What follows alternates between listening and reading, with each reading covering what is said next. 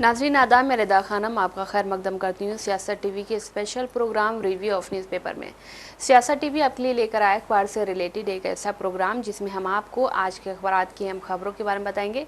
इसमें सिर्फ अखबार ही नहीं बल्कि आज की जो खास न्यूज़ हैं जो इस वक्त टीवी, अखबार और सोशल मीडिया की सुर्खियाँ बनी हुई उनके बारे में तफसील से बात करेंगे। आज हमारे पास कुछ खास टॉपिक्स हैं जिन पर हम डिस्कशन करेंगे। तो सबसे पहले बात करते हैं कि बिहार में आज SIR के तहत आज आखिरी मतगणना है। आज जो है उसकी लिस्ट जो है जारी कर दी जाएगी। उसके तहत काफ़ी लोगों के नाम भी काटे गए हैं। और वहीं पर बात करते हैं कि मौलाना तौकीर के करीबियों की 8 अवैध संपत्तियों पर आज चलेगा बुलडोज़र। वहीं पर आखिरी खबर की बात करते हैं तो नेतन्याहू ने इधर माफ़ी मांगी थी दोहा हमले के लिए और उधर इजराइल के मंत्री ने कतर पर एक बयान दिया है जिसको लेकर काफ़ी हाहाकार मचा हुआ है। काफ़ी लोगों की प्रतिक्रियाएं सामने आ रही हैं।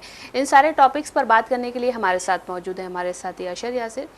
अशर यासिर, आपका खैर मकदम है। तो सबसे पहले बात करते हैं कि बिहार में SIR के तहत जो प्रक्रिया है वो आज पूरी कर ली गई है और थोड़ी ही देर में इसकी जो लिस्ट है वो सामने आ जाएगी। और उसके तहत कहा जा रहा है कि बहुत सारे ऐसे नाम हैं जो अवैध थे, जिनकी जो है लोगों की मृत्यु हो गई थी, उसके बाद भी वो वोटर लिस्ट में मौजूद थे, लेकिन SIR के तहत वो सारे नाम जो है काट दिए गए हैं और इस तरह से 65 लाख वोटर्स के नाम काटे गए हैं।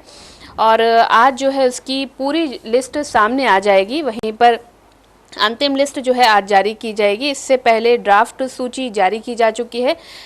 इस सूची में, इस लिस्ट में हटाए गए ऐसे लोग हैं जिन्हें लगता था कि उनके नाम लिस्ट में सही तरीके से नहीं लिखे गए हैं और आज उसकी आखिरी तारीख थी कि वो अपने डॉक्यूमेंट्स जमा करके अपने नाम को सही करा सकते थे और आज ये प्रक्रिया पूरी हो चुकी है जिसके बाद फाइनल लिस्ट आज आने वाली है। बिल्कुल सही, जिस तरह आपने बताया कि फाइनल लिस्ट आने वाले, ऐसे में आज ये पता चल जाएगा कि बिहार में कितने मतदाता हैं और इस साथ ही ये भी पता चलेगा कितने नामों को हटाया गया है। और वहीं दूसरी बात अगर हम करें तो ये मामला अभी सुप्रीम कोर्ट में लंबित है और फिर सुप्रीम कोर्ट ने इससे पहले 2 अपने वो बयानात दिए हैं जी। सुप्रीम कोर्ट पहले SIR के मामले में 2 अंतरिम आदेश दे चुका है।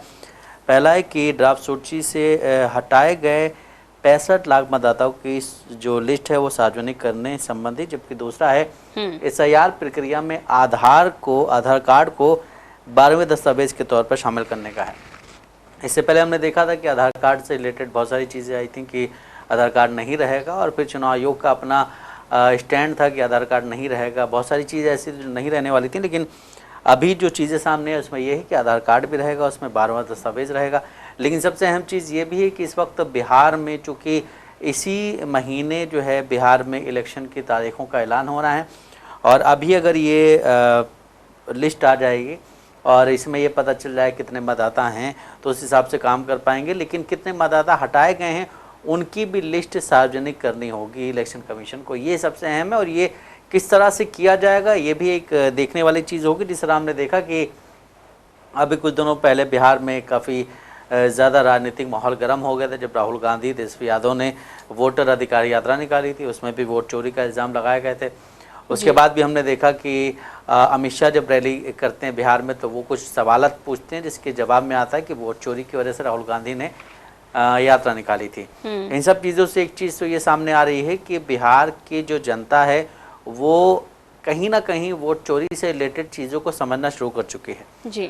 और अभी जिस तरह हम बात करें कि बिहार में हो रहा है उसी तरह आगे चल के पश्चिम बंगाल में भी ये चीज़ें होनी हैं और फिर उसके बाद उत्तर प्रदेश में भी होनी हैं। तो इन सब जगहों के जो अपोजिशन लीडर्स हैं उनको कहीं ना कहीं रेडी होना पड़ेगा, तैयार होना पड़ेगा कि जिस तरह हमने देखा कि ममता बनर्जी ने अपना स्टैंड लिया हुआ है, वो कह रही हैं कि जहाँ जहाँ भी आप जाएंगे वहाँ वहाँ हमारे लोग आपके साथ रहेंगे और किन किन लोगों के आप नाम हटा रहे हैं ये भी हम उसी वक्त देख लेंगे, क्योंकि जो राज्य सरकार होती है उसको ये पता होता है जो उनके लीडर्स होते हैं या जो ऑफिसर्स होते हैं कि कौन कहाँ रहता है। सबसे अहम चीज़ ये है कि अब बिहार में आज या कल में जो लिस्ट आएगी उसमें ये तो साफ हो जाएगा कि बिहार में ऐसा माना जा रहा है कि बिहार में 7.24 करोड़ की मतदाता सूची में 15 लाख से ज़्यादा मतदाता और जोड़े जाएंगे। लेकिन एक तरफ ये भी कि 65 लाख से ज़्यादा लोगों को हटा दिया गया है, ऐसी भी खबरें आई हैं सामने। तो अब ये भी देखना है कि जो जोड़े जाएंगे 15 लाख से ज़्यादा और जो हटाए गए 65 लाख, उनमें से कौन कौन से ऐसे लोग हैं जिनको जानबूझ के हटाया गया है या फिर वो हटने योग्य हैं। क्योंकि ऐसा भी होता है कभी कभी कि जिस तरह कोई बिहार का बंदा है, रहने वाला है और वो किसी और राज्य में रह रहा है, मान लीजिए उत्तर प्रदेश में रह रहा है, दिल्ली में रह रहा है, हैदराबाद में रह रहा है, कहीं पे रह रहा है, महाराष्ट्र में रह रहा है, तो अगर वो 10-15 साल से वहीं पे रह रहा है तो वो घर नहीं जा रहा है अपने, उस हिसाब से वोटिंग का अधिकार उसे वहाँ होगा जब तक कि वो वहाँ से अपना नाम ना कट करवा के यहाँ अपना नाम ना ऐड करवा ले। क्योंकि अब आधार कार्ड है, जल्दी से चीज़ें ऐड हो जाती हैं। लेकिन अगर वहीं दोनों जगहों पे वोटिंग में उसका नाम आ रहा है तो ये इलीगल होगा। अब ये भी देखना है होगा कि जो 65 लाख मतदाता सूची से नाम हटाए गए हैं उनमें इस तरह के कितने लोग हैं। क्योंकि सबसे अहम चीज़ ये कि अभी तक वोट चोरी के जो आरोप लग रहे थे या वोट चोरी के जो इल्ज़ामात कांग्रेस पार्टी लगा रही है बीजेपी पे, जिस पे इलेक्शन कमीशन जो है वो कोई बयानात नहीं दे रहा है। इलेक्शन कमीशन अलग अलग चीज़ों को बयान कर रहा है, बट उस पर जो पुख्ता एक बयान देना चाहिए उस तरह के बयान सामने नहीं आ रहे हैं।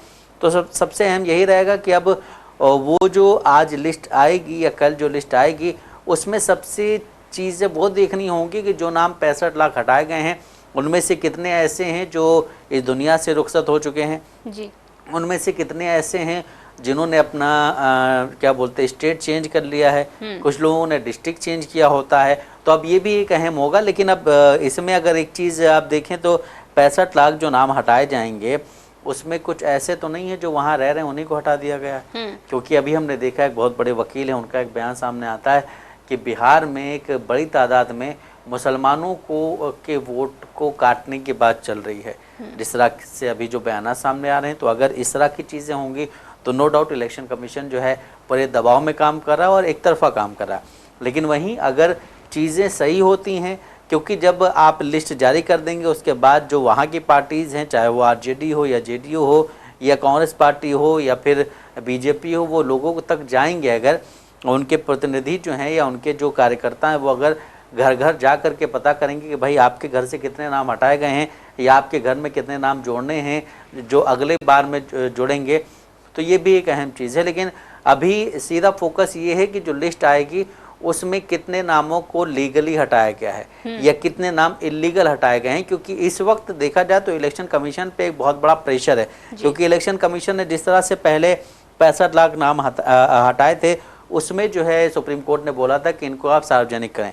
वहीं दूसरी तरफ जब दूसरी सुनवाई होती है तो उसमें आधार कार्ड को हटा दिया जाता है। तो उस पर सुप्रीम कोर्ट ये कहता है कि जब आपने आधार कार्ड बनवाए थे, हमने देखा कि किस तरह से हम लोगों ने लाइन में लग के आधार कार्ड बनवाए थे, कितनी ज़्यादा परेशानियां हुई थी उस दौरान। ये प्रक्रिया काफ़ी लंबी चली थी। लेकिन जब एक बार देश के प्रधानमंत्री नरेंद्र मोदी ने बोल दिया था कि नहीं अब आधार कार्ड बहुत ज़रूरी है और हर जगह वो केंद्र खुल गए थे, तो हर इंसान सोच रहा था कि जल्दी से जल्दी हमारा आधार कार्ड बन जाए। तो जब आपने इतनी मेहनत से इतना लोगों को लाइन में लगा करके आपने आधार कार्ड बनवाए हैं, तो फिर उसको उस प्रक्रिया से हटा क्यों दिया था जी। उसके बाद सुप्रीम कोर्ट ने कहा कि आप 12वें जो दस्तावेज है उसके तौर पे आप इसे जोड़िए, और अगर आप इसे जोड़ेंगे तभी पता चलेगा। अब आधार कार्ड कोई नकली बनवा रहा है, आधार कार्ड कोई फर्जी बनवा रहा है, तो बनाने वाले पे केस होना चाहिए। या अगर अमित शाह ये कहते हैं कि यहाँ पे घुसपैठी आ रहे हैं तो अमित शाह पे केस होना चाहिए कि भाई आप गृह मंत्री हैं, आपके अंडर में बीएसएफ आती है, आपके अंडर में सारी फोर्सेज आती हैं, तो आप क्या कर रहे हैं? आपको बॉर्डर पे आपने जिन लोगों को छोड़ा वो क्या कर रहे हैं फिर? या फिर आप सो रहे हैं या आप आने दे रहे हैं इलेक्शन की वजह से कि जब इलेक्शन आएंगे तो हम उनको बाहर करेंगे। तो ये सब चीज़ों से आप कहीं ना कहीं खुद ही घिर जाएंगे, और अगर आप घिरेंगे तो फिर आप कुछ ऐसा रास्ता निकालेंगे जहां पे आप अपोजिशन को घेर सकें।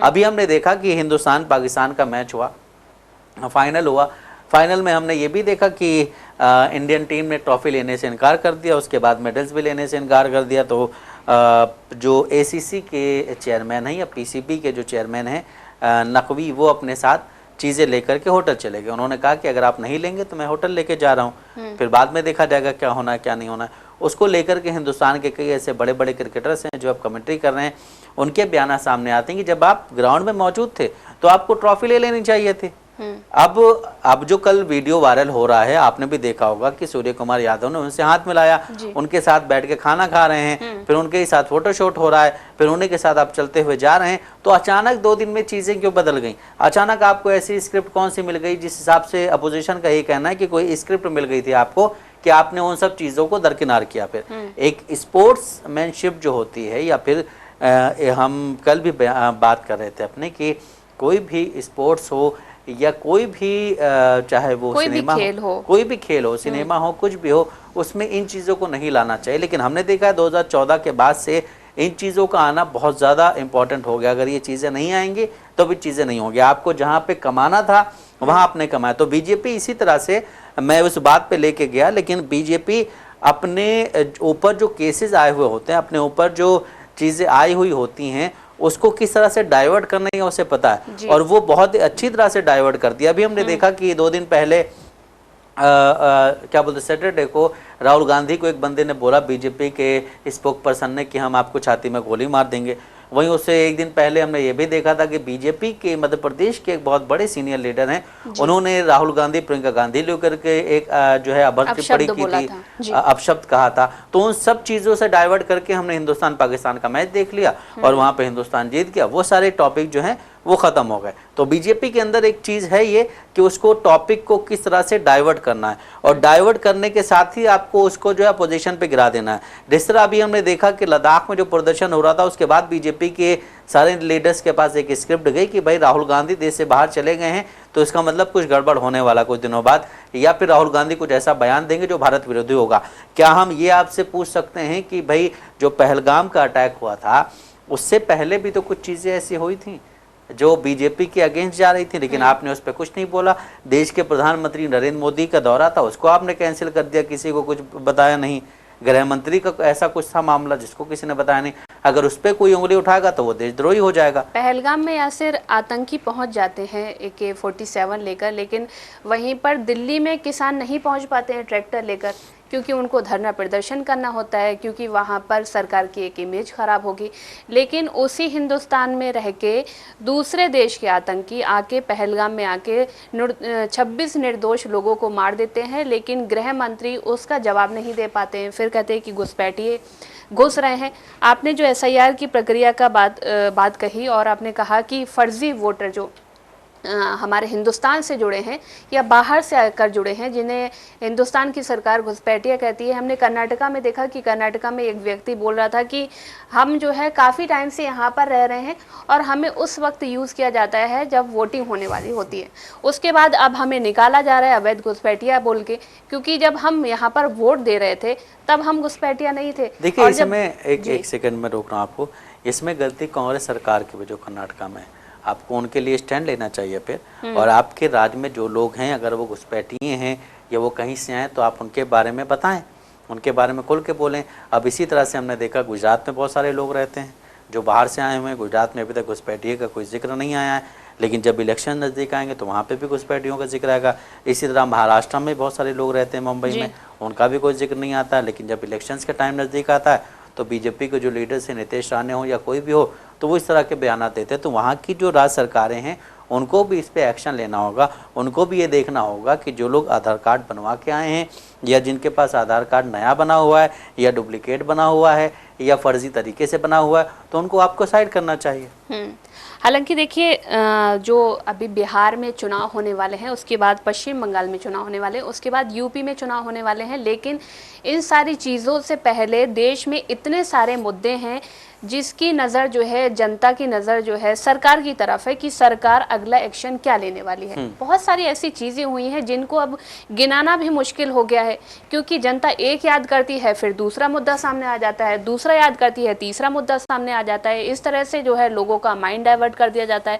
अब देखिए, यूपी में एक छोटी सी बात को लेकर वहाँ के मुसलमानों पर किस तरह से कार्रवाई की जा रही है। हमने देखा कि बरेली में, यूपी के बरेली में जुमा की नमाज के बाद एक मजमा जमा हुआ था। उसमें हमने देखा था कि लोग जो है आई लव मोहम्मद के जो है नारे लगा रहे थे। हालांकि ये एक धार्मिक नारा है, और अगर वो लगाते हैं तो किसी को परेशानी नहीं होना चाहिए, क्योंकि अगर वहीं पर अगर बहुसंख्यक जो आबादी है, अगर वो JSR के नारे लगाते हैं, मंदिरों के सामने नाचते हैं, मस्जिदों के सामने नाचते हैं, वहाँ पर मुसलमानों को कोई आपत्ति नहीं होती है। लेकिन वहीं पर अगर मुसलमान अपने जो उनके जो प्रोफेट हैं, उनके लिए अगर कोई एक नारा लगा देता है, तो वो जो है उनके लिए एक सुई के जैसे मानिंद हो जाता है कि वो उनको चुभता है, क्योंकि कहीं ना कहीं उनको ऐसा लगता है कि हो सकता है इन सारी चीज़ों से लोग जो हैं हमारे ऊपर एक आवाज़ उठाने लगे, उंगली उठाने लगे। इसी तरह से हमने देखा कि जो बरेली में घटना हुई वो काफ़ी निंदनीय थी। हालांकि जो पुलिस की तरफ से एक्शन लिया गया वो काफ़ी निंदनीय था, क्योंकि पुलिस की तरफ से कहा गया था कि वहाँ की जनता हाथ में पत्थर लेकर घूम रही थी, लेकिन ऐसा कोई भी वीडियो या सिर्फ सामने नहीं आया कि लोगों को देखा जा सके कि लोग जो है पुलिस से भिड़ रहे हैं, पत्थरबाजी कर रहे हैं। यही चीज़ हमने फतेहपुर में भी देखी थी। फतेहपुर में एक दूसरे समुदाय के लोग जाके हथियार लहरा रहे हैं, पत्थरबाजी कर रहे हैं, लेकिन वहाँ के जो मुस्लिम समुदाय के लोग थे वो वहाँ पर कुछ नहीं बोले, लेकिन उन्हीं उपद्रवियों के खिलाफ कोई भी कार्रवाई नहीं की गई। लेकिन वहीं पर दूसरी तरफ हिंदुस्तान में, उसी हिंदुस्तान में रह के, उसी प्रदेश में रह के एक मुसलमान अगर अपने प्रॉफिट के लिए एक अच्छा शब्द बोल देता है तो उस पर एफआईआर दर्ज की जाती है।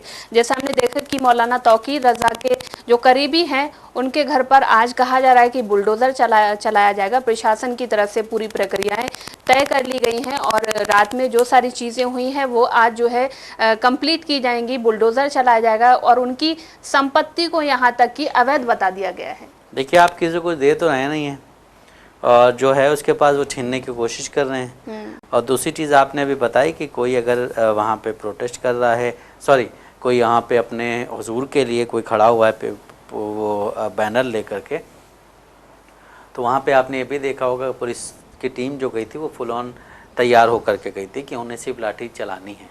और उस लाठी उनको चलाने तैयार किया गया था, वही उनको तैयार करके भेजा गया था। उसके बाद फिर आप ये कह रहे हैं कि तौकीर रज़ा जो है लोगों को भड़काने के लिए ये करता है, उसको पहला आरोपी बनाया गया है।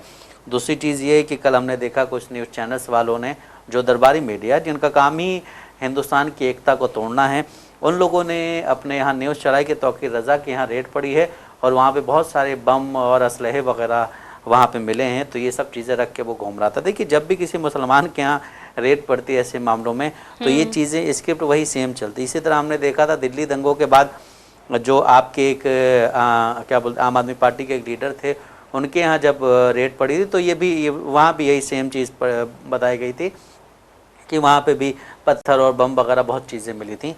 लेकिन सबसे अहम चीज़ ये है कि आपने अभी बोला कि इस देश में जो बहुसंख्यक आबादी है वो कुछ भी करती है तो उस पर कोई एक्शन नहीं लिया जाता। अभी हम देख रहे हैं कि नवरात्रि का सीज़न चल रहा है और गरबा कहीं भी हो जाता है, मॉल में भी होता है, वो ट्रेन में भी होता है, सड़कों पे भी होता है, लेकिन वहाँ पे किसी कोई आपत्ति नहीं होती है। अगर कोई मीट की दुकान खुली हुई है तो उसको बंद करवाने की कोशिश की जाती है। क्यों? क्योंकि हमारे क्या बोलते हैं नवरात्रि चल रहे हैं। और एक रिसर्च और सामने आई है कि नवरात्रि में जो है कॉन्डम्स की संख्या जो बिक्री है उसमें 18% ज़्यादा इजाफा भी हुआ है। ये भी एक रिपोर्ट आई सामने और ये रिपोर्ट ये कोई वैसी चीज़ें नहीं है, हालांकि बड़े एक उसने रिपोर्ट जारी की है। तो ये सब चीज़ें हो रही, कोई दिक्कत। लेकिन वहीं अगर कोई मुसलमान 2 मिनट के लिए बैठ के नमाज़ पढ़ लेता है तो वहाँ पे आपके बंदे जाते हैं पुलिस वाले और उसको लातों से मारते हैं। अगर यही चीज़ें मुसलमान भी करने लगे, भाई यहाँ पे आप गरबा क्यों कर रहे हो, तो फिर ये दिक्कतें पैदा हो जाएंगी। अभी हमने देखा कि जो गणेश विसर्जन होना था उस दौरान कितने मुसलमानों ने वहाँ पे अपनी स्टॉल लगा के पानी और चीज़ें दी हैं। हर इंसान ये चाहता है, मैं ये नहीं कह रहा मुसलमान कोई बहुत ज़्यादा डरता है या बहुत वो करता है, मतलब एक इंसानियत के नाते इंसान जो है वो इतनी दूर से लोग आ रहे हैं तो वो प्यासे हो जाएंगे, उनको पानी दिया जाएगा, ये किया जाएगा।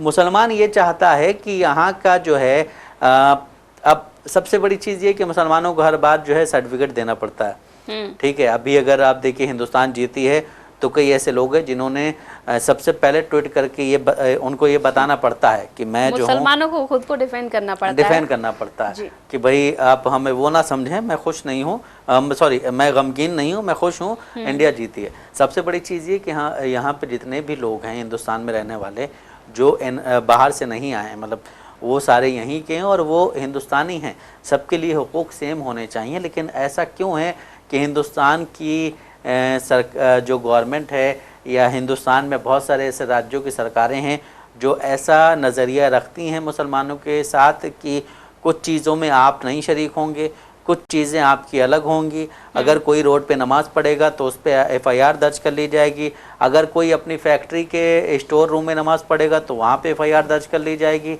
लेकिन वहीं अगर कोई बीच में डांस कर रहा है, कोई जुलूस निकाल रहा है, कोई गरबा खेल रहा है, कोई रात मॉल में चल रहा है यही काम, ट्रेन में यही काम चल रहा है, क्या बोलते हैं फ्लाइट में यही काम चल रहा है, तो वहाँ पे फिर आपको कोई तकलीफ नहीं होती। लेकिन अगर वहीं कोई नमाज़ पढ़ लेता है 2 मिनट बैठ करके, हमने देखा उत्तर प्रदेश में एक लेडी दूसरे रूम में नमाज़ पढ़ रही थी हॉस्पिटल में और उनके खिलाफ FIR हो जाती है। क्यों होती है FIR? वो नमाज ही तो पढ़ रही है, 5 मिनट की छुट्टी दे दीजिए उनको, वो 5 मिनट के बाद चीज़ें साफ़ हो जाएंगी। लेकिन उसको आप फिर गंगा जल से धुलवाते हैं कि ये अशुद्ध हो गया है। तो इस तरह से फिर आप ये कहते हैं कि हमारे नवरात्रि चल रहे हैं और इसमें जो है आपको मीट की दुकानें बंद करनी चाहिए। क्यों भाई, और भी तो लोग खाते हैं ना हिंदुस्तान में मीट, और हम कितने लोगों को आपको गिनवा देंगे जो लोग नवरात्रि में भी मीट खाते हैं। आज ही यति की एक वीडियो वायरल हो रही है जिसमें वो उसका कहना है, और वहाँ पर गिरिराज सिंह जो केंद्रीय मंत्री हैं वो भी बैठे हुए हैं, जहाँ पर वो कह रहा है कि आप अगर आपको मांस खाना है तो झटका मीट खाएं, हलाल का मीट ना खाएं। और वहीं पर आपने गरबा की बात की या नवरात्रि जो चल रहे हैं, जहाँ पर हिंदू त्यौहार बहुत हर्षोल्लास के साथ मनाए जाते हैं, लेकिन वहीं पर अगर मुसलमानों का कोई त्यौहार होता है तो उसको मनाने की इजाज़त नहीं दी जाती है।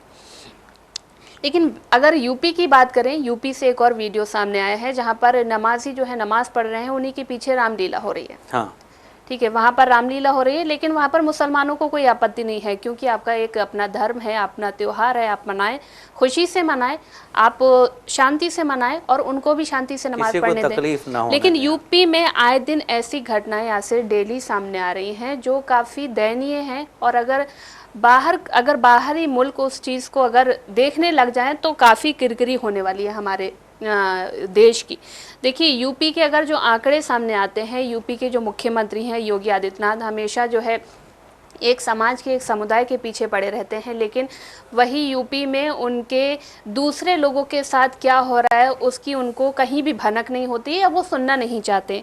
हमने देखा कि 2017 से 2022 तक का अगर डेटा जिसमें सामने आया है, उसमें यूपी में महिलाओं के खिलाफ अपराधों में वृद्धि देखी गई है, जहाँ पर 2021 में 56,083 और 2020 में 49,385 और 2022 में 65,743 मामले दर्ज हुए हैं महिलाओं के खिलाफ। बिल्कुल, महिलाओं के खिलाफ मामले दर्ज हुए हैं। और जब आपके पास कुछ दिखाने को नहीं होता है, आपके पास सारी चीज़ें ऐसी होती हैं, तो आप फिर इन चीज़ों का सहारा लेते हैं जो बेबुनियादी चीज़ें होती हैं, क्योंकि आप बुनियादी चीज़ों को सही नहीं कर पा रहे हैं। और आपके पास 27 में आपके यहाँ इलेक्शंस हैं, तो आप किस तरह से वोट मांगने जाएंगे, तो आप इसी तरह से वोट मांगने जाएंगे कि भाई हमने नमाज रुकवा दी थी, हमने ये कर दिया था, हमने तौकीर रज़ा का घर गिरवा दिया था, अतीक अहमद चला गया, ये हो गया, वो हो गया, ये सारी चीज़ें कहेंगे आप, क्योंकि आपके पास कोई जवाब ही नहीं है चीज़ों का। जो ज़मीनी काम है वो आप कर नहीं रहे हैं, तो आप फालतू की चीज़ों पे अपना टाइम वेस्ट कर रहे हैं, फालतू की चीज़ों पे अपना पैसा वेस्ट कर रहे हैं। जो बुनियादी चीज़ें जिन पे पैसा वेस्ट होना चाहिए, जिन पे आपको पैसा लगाना चाहिए, उन पे आप पैसा लगाने नहीं, क्योंकि आपका पैसा ही नहीं बच रहा है, आपका सारा पैसा जो है फालतू चीज़ों पे वेस्ट हो रहा है। जी, तो देखिए, जिस तरीके से नेताओं ने इस राजनीति को एक धर्म का धंधा बना लिया है, जब भी कहीं पर वोटिंग होनी होती है, जहां पर चुनाव होने होते हैं, वहां पर कुछ ऐसी चीज़ें सामने आ जाती हैं जिससे कहीं ना कहीं लोगों का माइंड डाइवर्ट कर दिया जाता है। हालांकि अगर हम राजनेताओं की बात करें तो राजनेता किसी एक के नहीं होते, किसी एक धर्म के नहीं होते। वो चुनाव आने पर एक समुदाय को अपने पास रखना चाहते हैं, लेकिन अगर वहीं पर उनको ज़रूरत होती है तो वो भूल जाते हैं कि उन्होंने उनसे क्या वादे किए थे।